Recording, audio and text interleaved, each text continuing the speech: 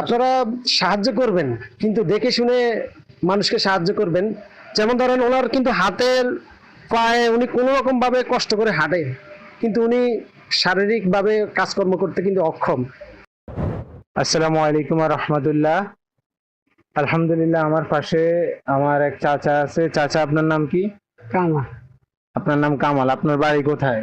পারি মনে গেছে মনে থানা হয়নি কুমিল্লা জিরা। কুমিল্লা জেলা।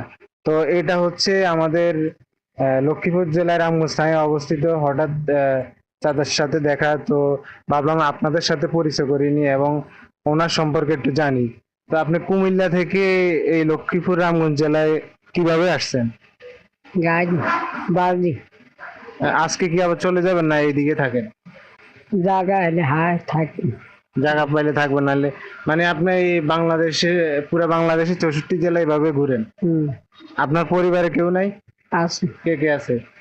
আমারও মাইনে দুগার বউ আছে আর হোলা হোলা হেজার আপনার ছেলে হেফজ পড়ে, মানে হাফেজ? হ্যাঁ। হাফেজ এখনো হয় নাই? না। তো আপনি তো সাইজে মনে কত হবেন, একটু দাঁড়ান তো দেখি। দর্শক, আমি হচ্ছি 5 ফুট 6।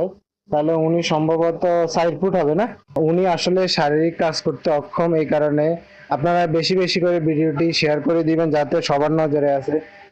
ইতিমধ্যে আপনারা দেখতে পাচ্ছেন আমার বড় ভাই সামনে চলে আসছে। তো ওনার ইন্টারভিউ নিচ্ছিলাম যে উনি তো শারীরিক কাজ করতে অক্ষম, তো এই কারণে বলতেছি দর্শকদের ভিডিওটি বেশি বেশি করে শেয়ার করে দেওয়ার জন্য। তো আপনি কিছু বলেন ওনার সম্পর্কে, বা আচ্ছা, ওনাকে কিভাবে। আপনার বাড়ি কোন জায়গায়? মনে গেছে নয়নঙ্গে? মনে গেছে এটা কুমিল্লা হচ্ছে জিরা। কুমিল্লা জেলাতে। কুমিল্লা জেলাতে? আপনি আপনার বাড়ি কুমিল্লায়? হ্যাঁ। আল্লাহ, আপনি মানে কুমিল্লা থেকে এখানে আসছেন? আয় আচ্ছা। ওনাকে সামনে দিয়ে দিতে হবে। প্রিয় দর্শক, দেশবাসী, আপনারা সাহায্য করবেন, কিন্তু দেখে শুনে মানুষকে সাহায্য করবেন। যেমন ধরেন ওনার কিন্তু হাতের পায়ে উনি কোনো রকম ভাবে কষ্ট করে হাঁটে, কিন্তু উনি শারীরিক ভাবে কাজকর্ম করতে কিন্তু অক্ষম। কিন্তু আমরা কিন্তু সাহায্য করি কাকে? দেখে শুনে। যে কর্ম করে খাইতে পারে আমরা তাকে সাহায্য করি, কিন্তু তাকে নয়। আমরা এই ধরনের যারা কর্ম করতে পারে না, যাদের কর্মের কোনো ইয়ে নেই, আমরা তাদেরকে সাহায্য করব ইনশাল্লাহ।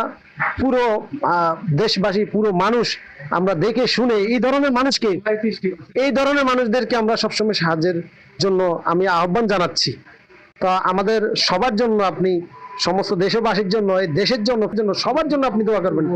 এই মানুষগুলো আল্লাহ তাআলা কবুল করেন। আল্লাহ কবুল আপনারা এই মানুষদের কাছ থেকে আপনারা সবসময় দোয়া নেবেন।